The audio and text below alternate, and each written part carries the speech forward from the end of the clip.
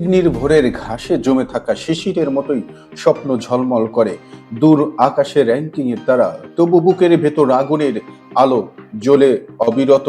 সংখ্যা বলে পিছিয়ে, সাহস বলে এবারই সময়। প্রথমবারের মতো এশিয়া কাপে পা রাখছে বাংলাদেশ নারী ফুটবল দল। টুর্নামেন্টে অনুষ্ঠিত হবে অস্ট্রেলিয়াতে, যেখানে অংশ নিচ্ছে মোট 11টি দল। তাদের অধিকাংশই ফিফা র্যাঙ্কিং এর 70-এর ঘরে। সেই তালিকায় একমাত্র ব্যতিক্রম বাংলাদেশ, র্যাঙ্কিং 112। পরিসংখ্যান বলছে তারা পিছিয়ে, কিন্তু প্রস্তুতির মাঠে বিশ্বটা অন্যরকম শোনাচ্ছে। গত 4 দিনে দল অনুশীলন করছে সিডনিতে।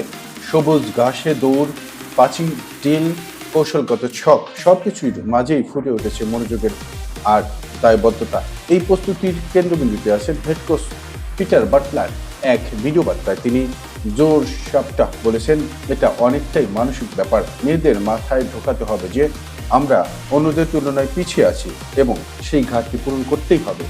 কঠোর বাস্তবতা স্বীকার করলেও শিশুদের প্রশংসায় কুণ্ঠিত নন তিনি।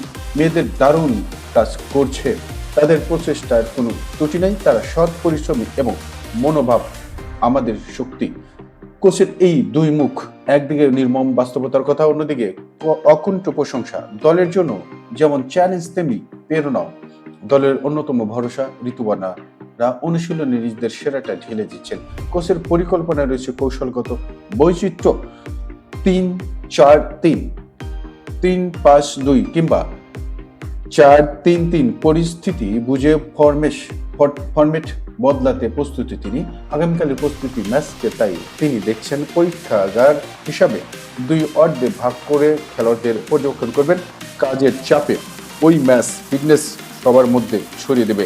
অনুশীলন ভেন্যু ভ্যালেন্টাইন স্পোর্টস পার্ক নিয়েও সন্তুষ্ট কোচ।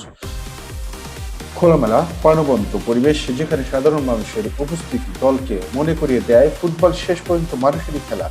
খাবার দাবারেও সন্তুষ্ট খেলোয়াড়রা। অ্যাথলেটিকদের উপযোগী পুষ্টিকর খাদ্য তাদের প্রস্তুতি করছে আরও পরিপূর্ণ। এই সফর শুধু একটি টুর্নামেন্টের প্রস্তুতি নয়, এটি মানসিকতায় রূপান্তরের যাত্রা। র্যাঙ্কিং এর ব্যবধান বড়, কিন্তু আত্মবিশ্বাসের দূরত্ব কমানোর কাজ শুরু হয়ে গেছে সিডনি ঘাসেই। আগামীকালের ম্যাচটি হয়তো কেবল প্রস্তুতি, কিন্তু সেই 90 মিনিটেই স্পষ্ট হবে বাংলাদেশ শুধু অংশ নিতে আসেনি, নিজেদের নতুন পরিচয় গড়তে এসেছে।